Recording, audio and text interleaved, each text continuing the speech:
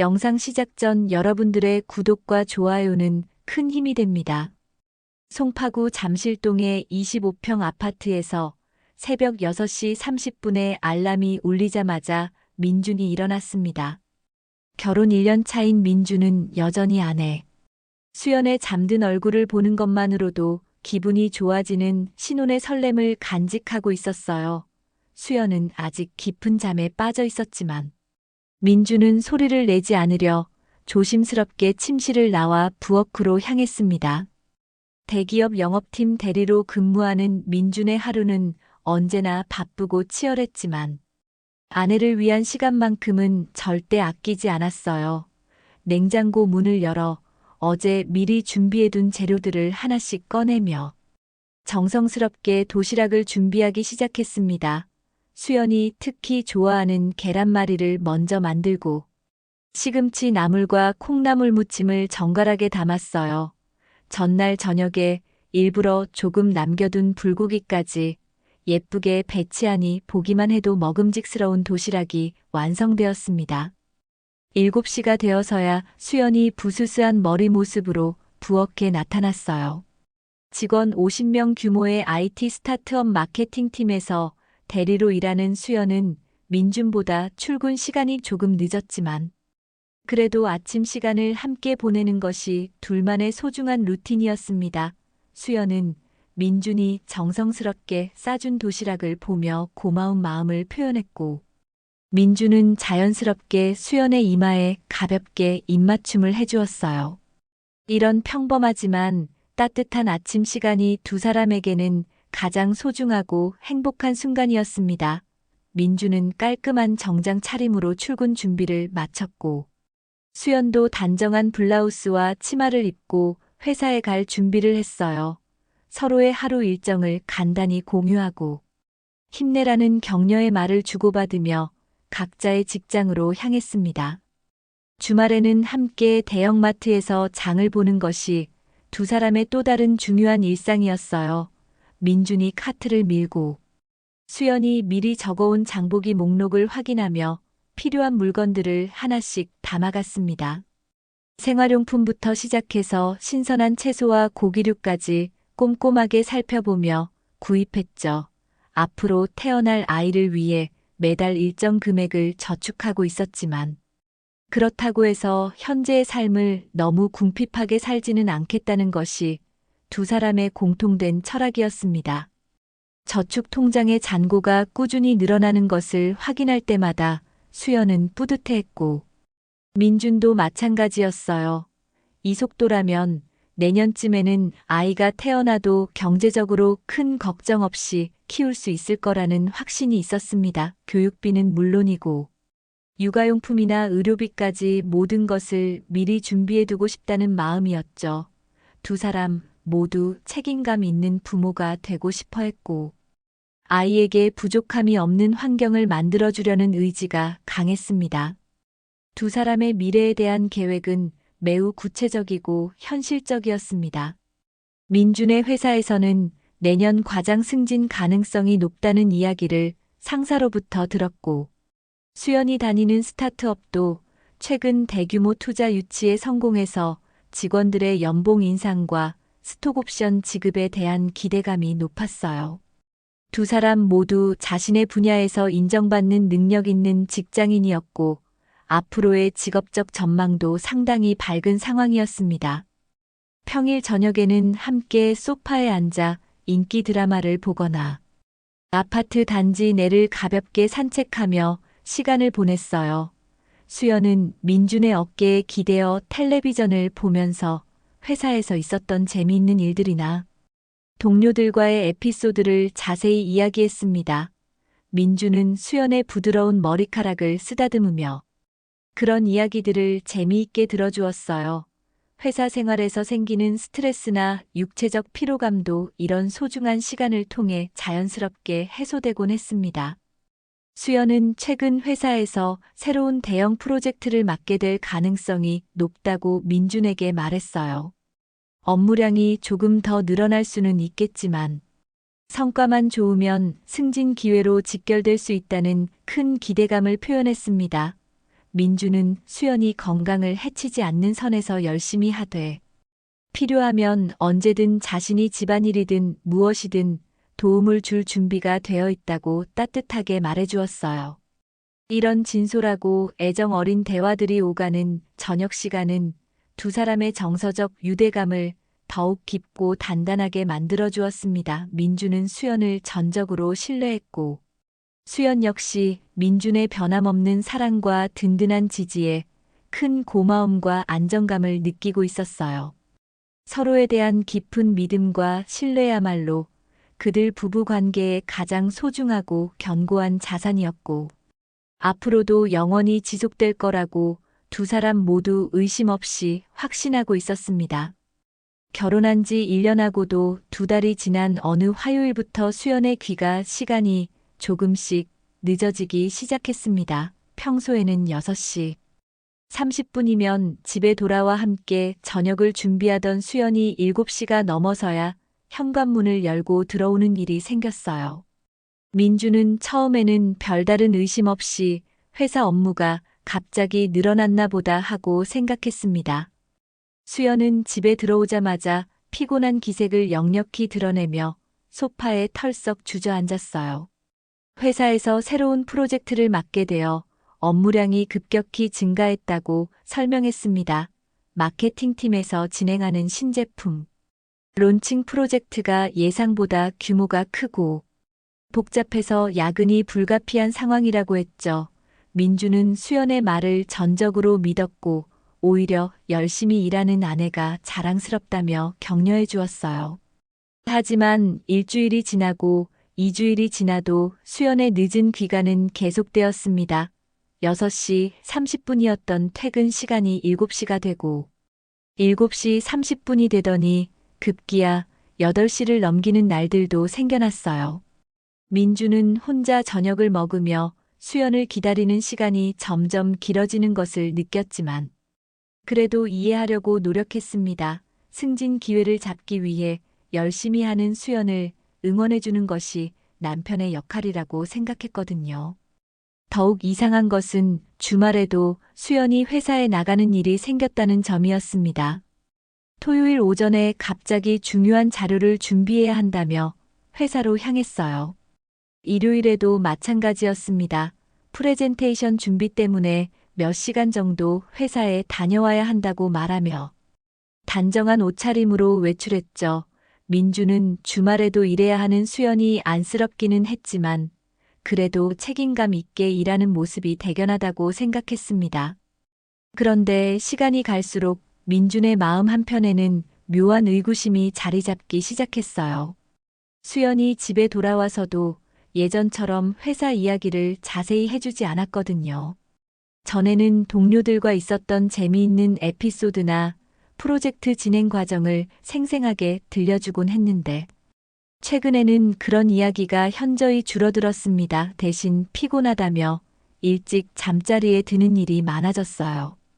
더 눈에 띄는 변화는 수연의 휴대폰 사용 패턴이었습니다. 예전에는 집에서 휴대폰을 테이블 위에 그냥 두고 민준과 대화를 나누거나 텔레비전을 봤는데 요즘에는 휴대폰을 손에서 놓지 않았어요.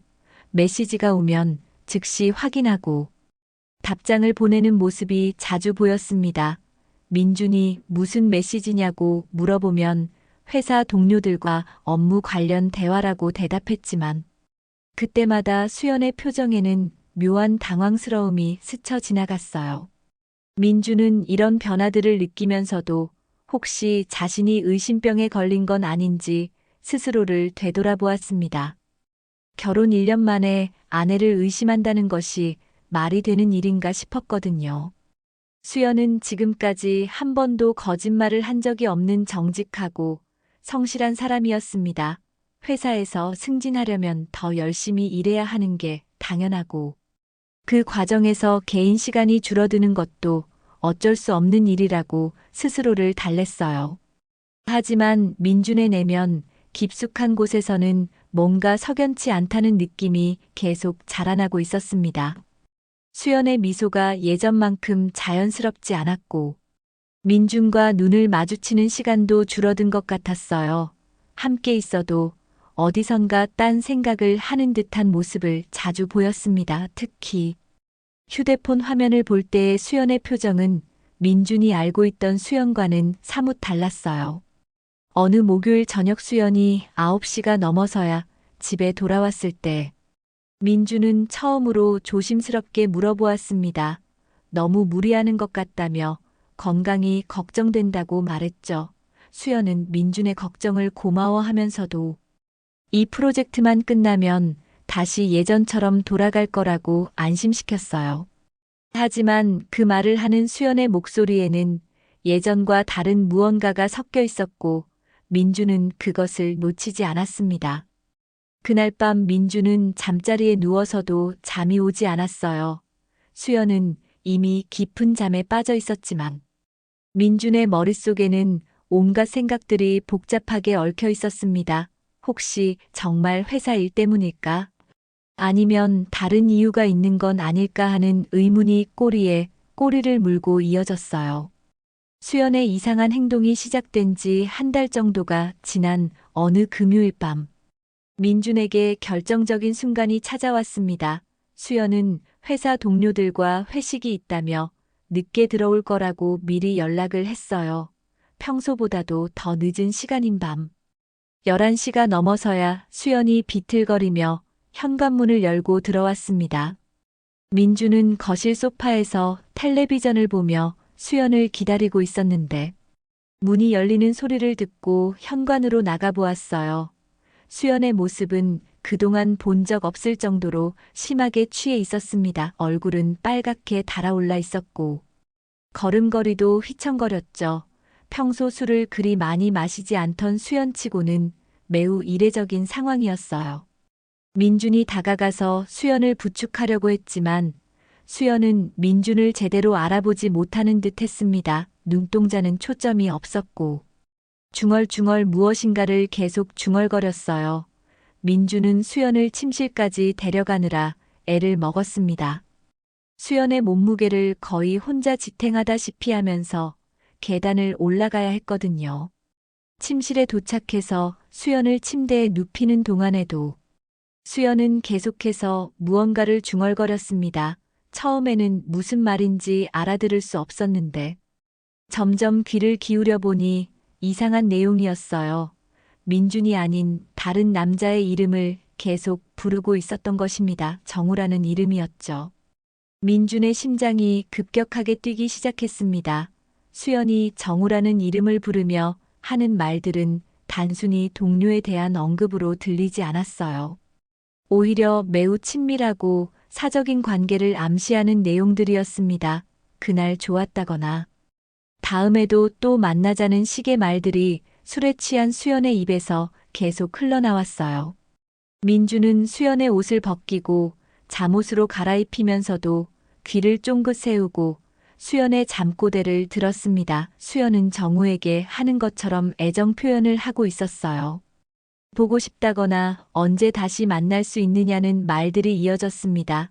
심지어는 민준에게는 한 번도 해본 적 없는 달콤한 말투로 정우라는 남자에게 말을 거는 듯한 모습까지 보였죠. 민준은 수연 옆에 누워서도 잠을 이룰 수 없었습니다. 머릿속에서는 온갖 상상들이 소용돌이치고 있었어요. 정우라는 남자가 누구인지 수연과 어떤 관계인지 궁금했지만 동시에 알고 싶지 않은 마음도 컸습니다. 혹시 자신의 추측이 맞다면 그것을 받아들일 수 있을지 확신이 서지 않았거든요.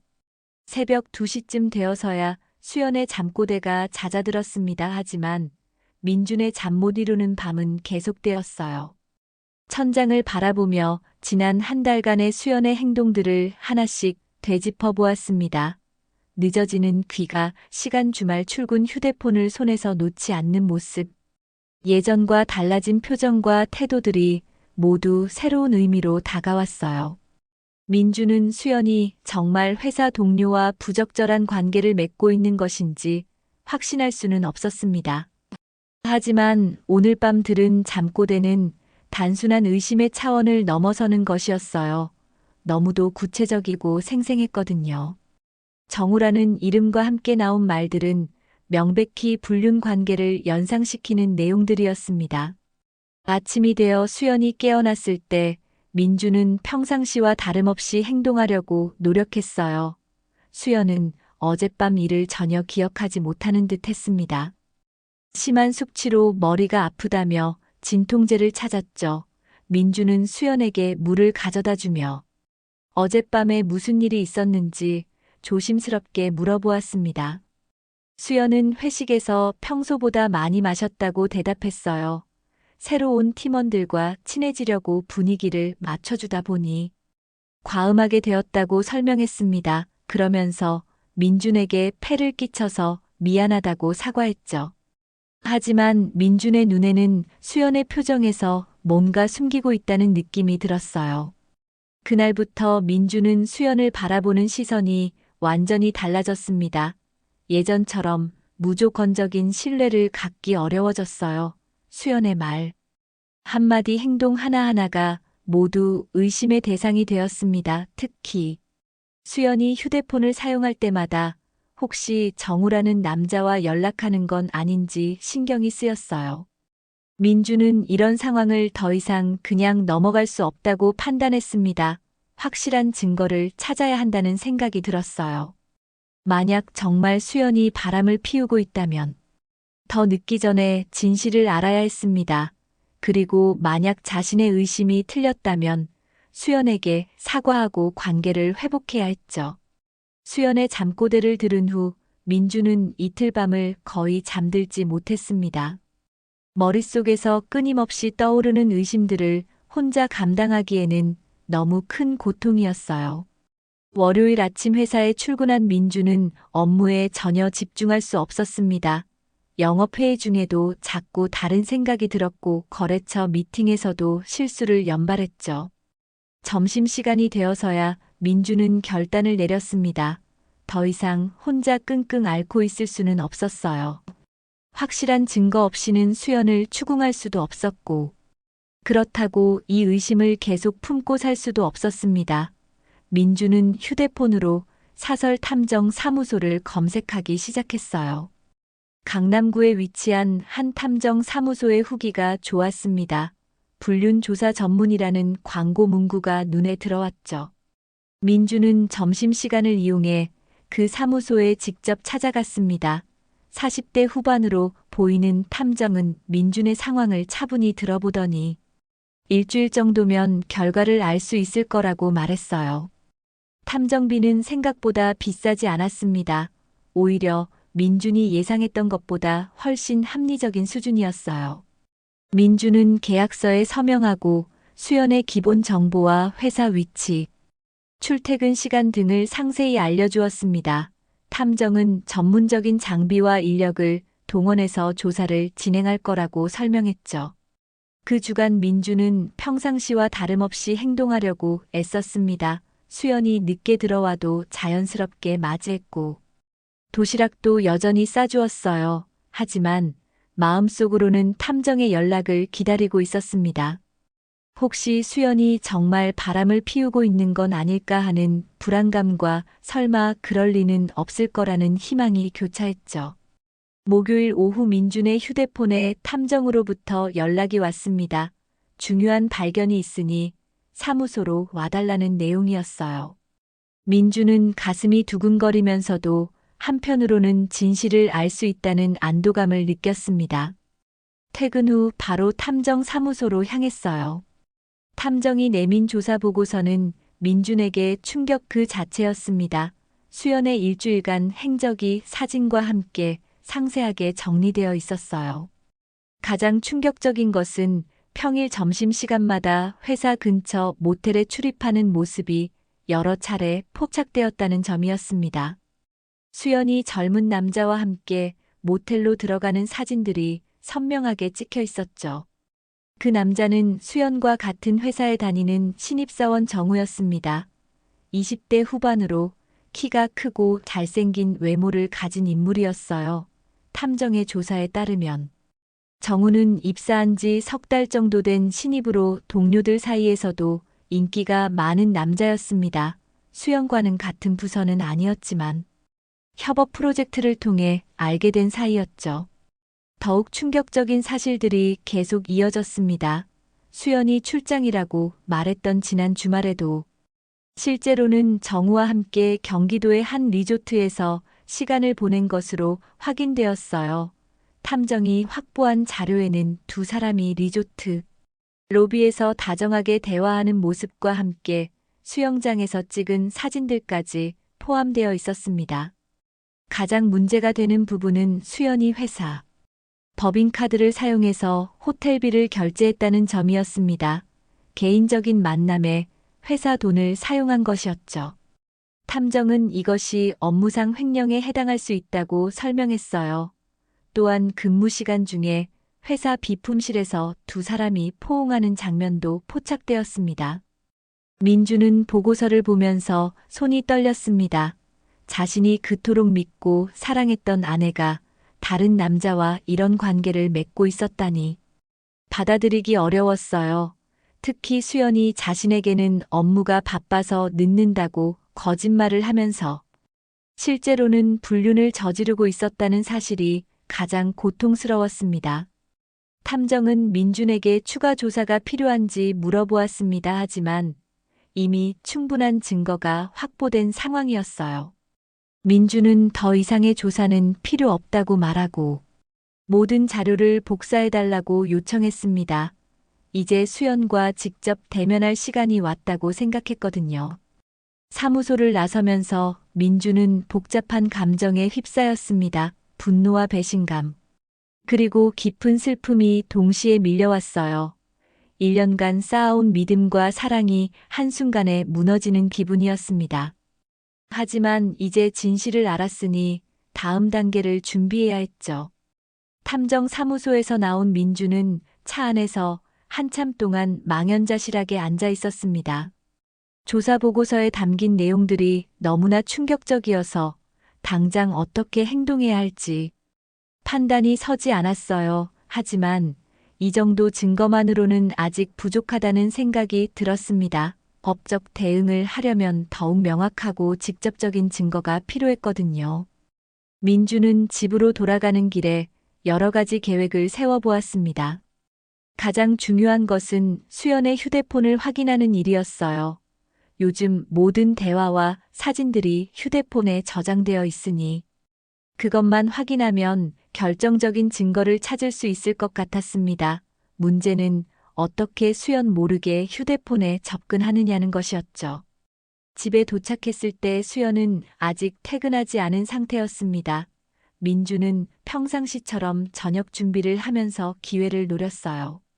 수연이 집에 들어와 샤워를 하러 욕실로 갔을 때가 절호의 기회였습니다. 수연은 샤워할 때 항상 휴대폰을 거실 테이블 위에 두고 들어가는 습관이 있었거든요. 수연이 샤워하는 소리를 확인한 후 민주는 조심스럽게 휴대폰에 접근했습니다. 다행히 수연이 화면 잠금을 걸어두지 않았어요. 민주는 빠르게 메신저 앱을 열어보았습니다. 정우와의 대화방이 맨 위에 위치해 있었죠. 대화 내용을 보는 순간 민주는 온몸에 소름이 돋았어요. 대화 내용은 민준이 상상했던 것보다 훨씬 노골적이고 적나라했습니다. 두 사람은 서로를 애칭으로 부르며 달콤한 말들을 주고받고 있었어요. 특히 성적인 표현들이 역과 없이 오가는 모습을 보니 민준의 속이 메스꺼워졌습니다. 수연이 민준에게는 한 번도 해보지 않았던 말들을 정우에게는 거리낌 없이 하고 있었거든요. 더욱 충격적인 것은 호텔비 결제와 관련된 대화였습니다. 수연이 정우에게 회사 법인카드로 호텔비를 결제했다고 자랑하듯 말하는 내용이 그대로 남아 있었어요. 회사 돈으로 불륜을 저지르고 있다는 사실을 전혀 부끄러워하지 않는 모습이었습니다. 오히려 똑똑하게 처리했다며 득에양양해하는 톤이었죠. 민주는 빠르게 중요한 대화 내용들을 자신의 휴대폰으로 촬영했습니다. 손이 떨려서 초점이 제대로 맞지 않을 뻔했지만 최대한 선명하게 찍으려고 노력했어요. 특히 날짜와 시간이 명시된 메시지들을 중점적으로 촬영했습니다. 나중에 법정에서 증거로 사용할 수 있을 만한 것들이었거든요.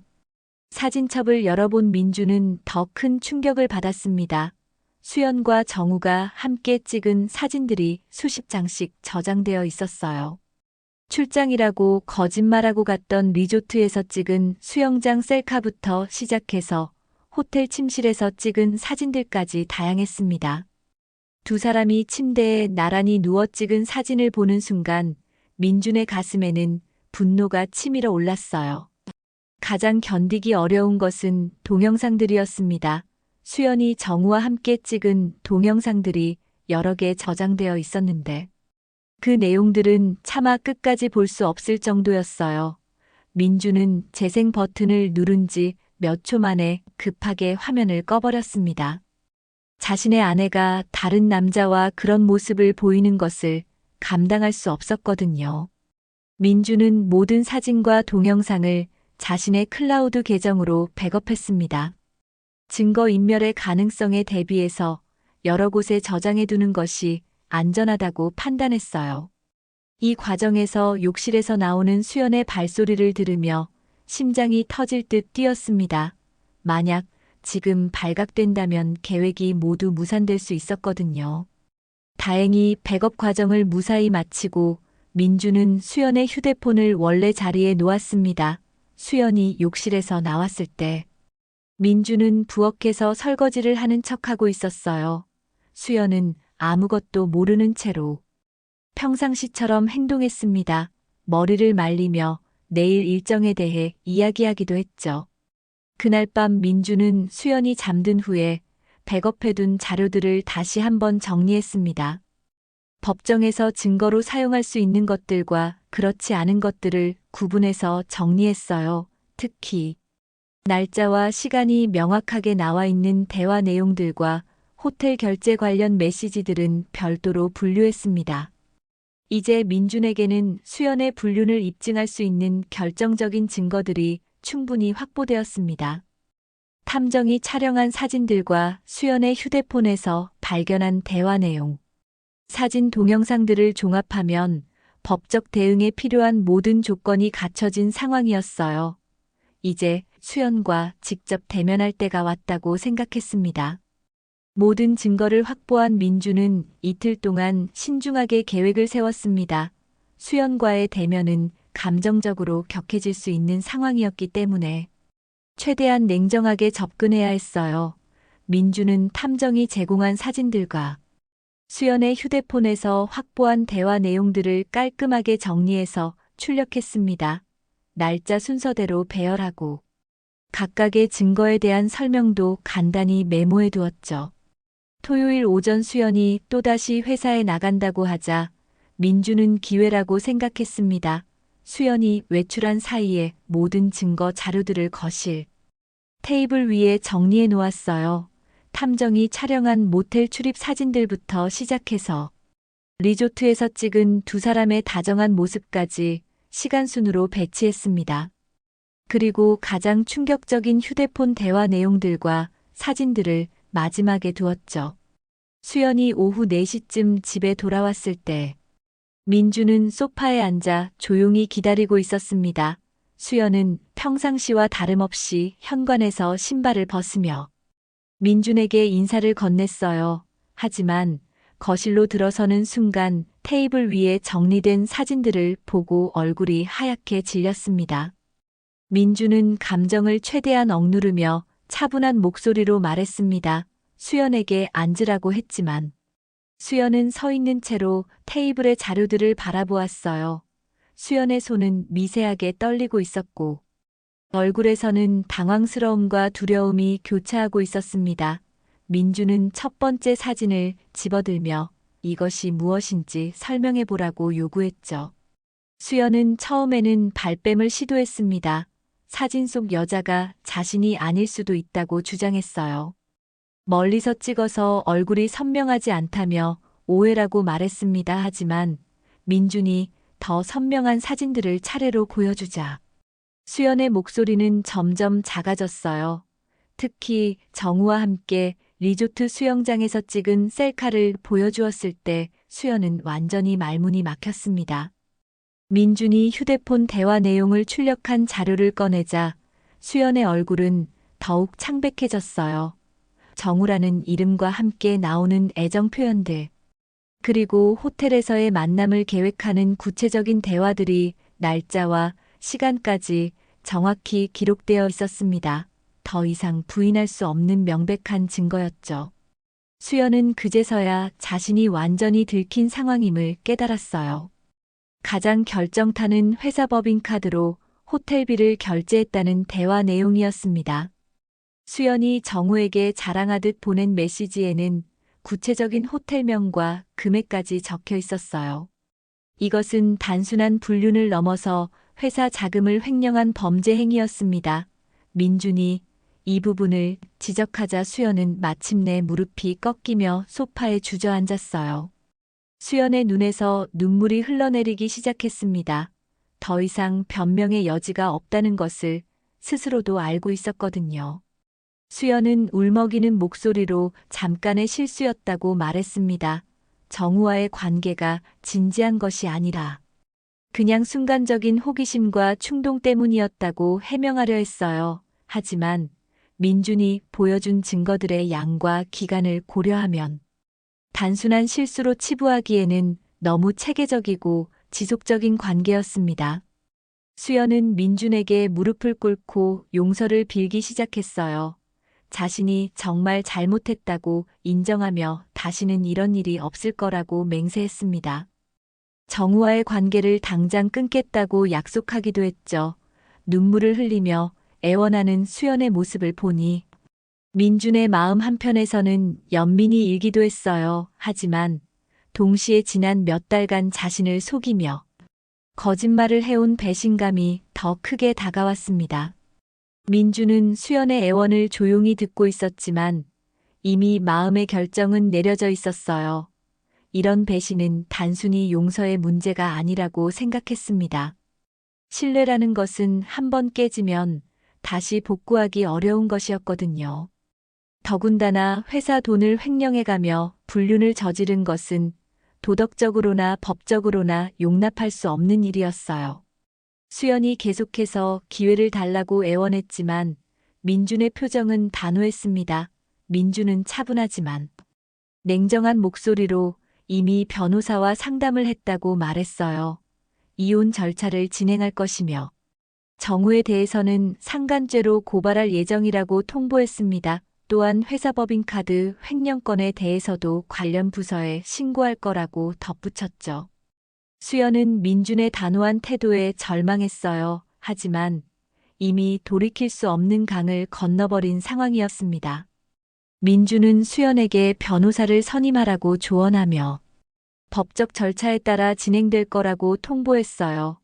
그리고 당분간 서로 다른 공간에서 지낼 필요가 있다며 수연에게 친정으로 가 있으라고 말했습니다. 수연이 친정으로 떠난 다음 날 월요일 아침 민준은 바로 이혼 전문 변호사를 찾아갔습니다. 강남에 위치한 유명한 법무법인이었는데 불륜 사건을 전문으로 다루는 변호사가 있다는 인터넷 후기를 보고 선택한 곳이었어요. 변호사는 민준이 가져온 모든 증거, 자료들을 꼼꼼히 검토한 후 매우 유리한 상황이라고 평가했습니다. 특히 탐정이 촬영한 사진들과 휴대폰에서 확보한 대화 내용들이 법정에서 결정적인 증거가 될 것이라고 설명했어요. 상간죄 고발과 이혼 소송을 동시에 진행하는 것이 전략적으로 가장 효과적일 거라고 조언했습니다. 민준은 변호사의 제안을 모두 수용했죠. 더 이상 망설일 이유가 없었거든요. 변호사는 먼저 정우를 상대로 한 상간소송을 준비했습니다. 민사상 손해배상 청구를 통해 정신적 피해에 대한 위자료를 요구하는 것이었어요. 동시에 수연을 상대로 한 이혼 소송도 준비했습니다. 불륜이 명백히 입증되는 상황이었기 때문에 재산 분할에서도 민준에게 유리한 조건을 이끌어낼 수 있을 것 같았죠. 하지만 민준에게는 더 중요한 일이 남아 있었습니다. 수연이 회사 법인카드를 사용해서 개인적인 호텔비를 결제한 횡령 사건을 처리하는 것이었어요.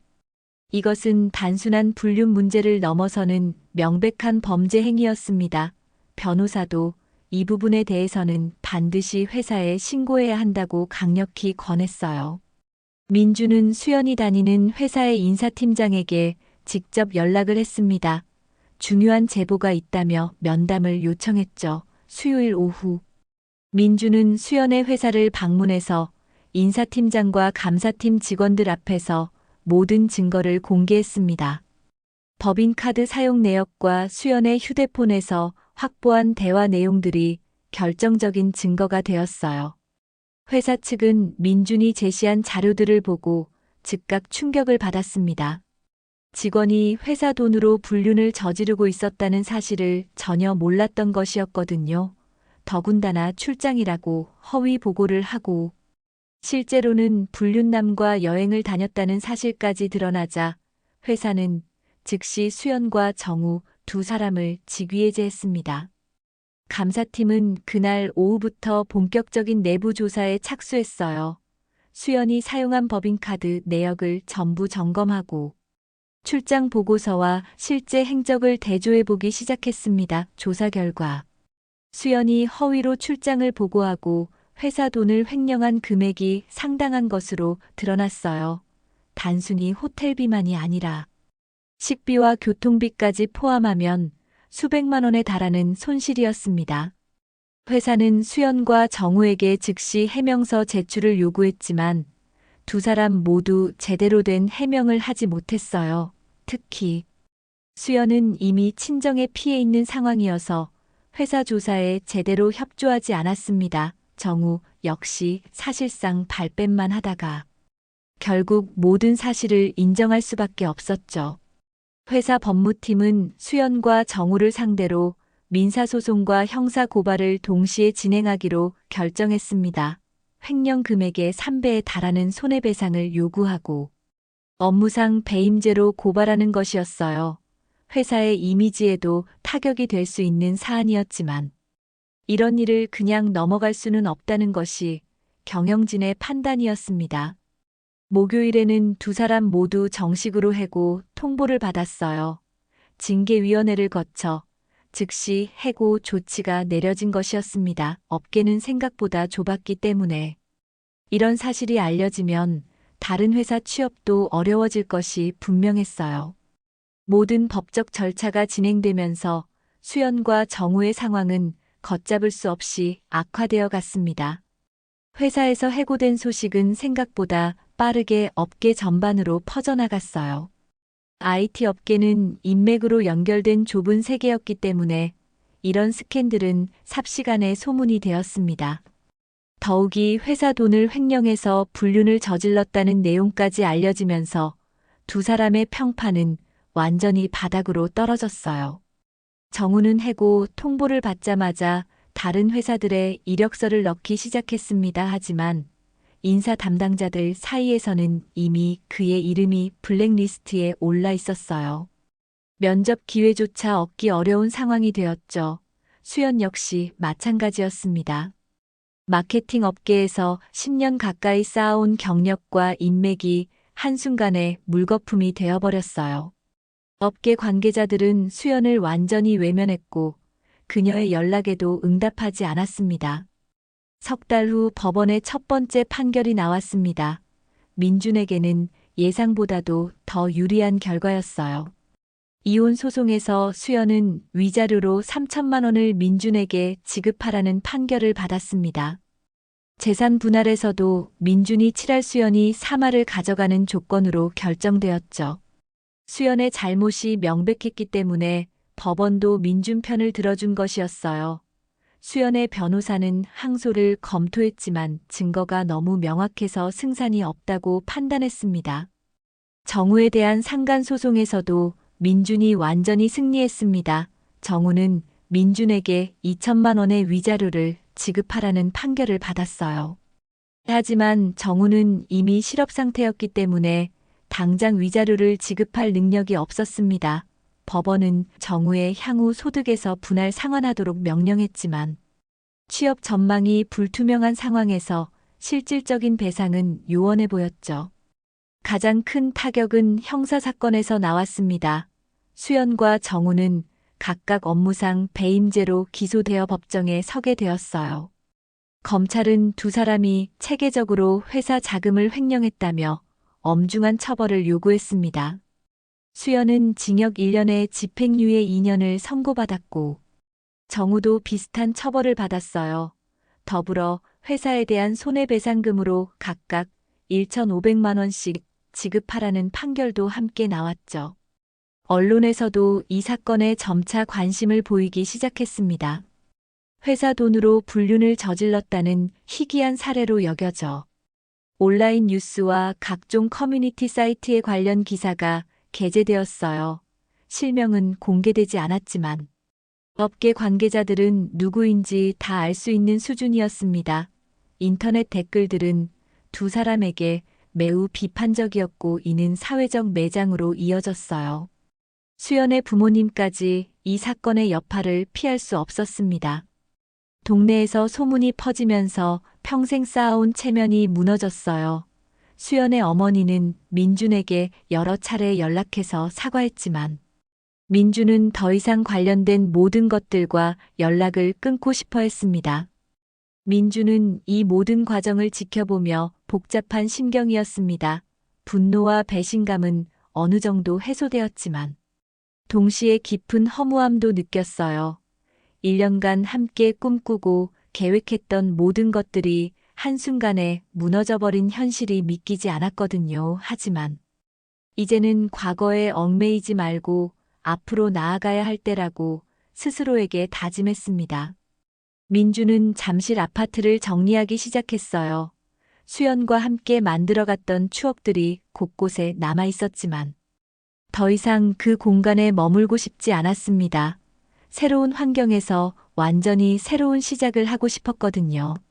부동산 중개업소를 통해 아파트 매매 절차를 진행했고 강남구의 깔끔한 오피스텔로 이주할 계획을 세웠습니다. 짐을 정리하면서 민주는 수연과 함께 찍었던 사진들을 발견했어요.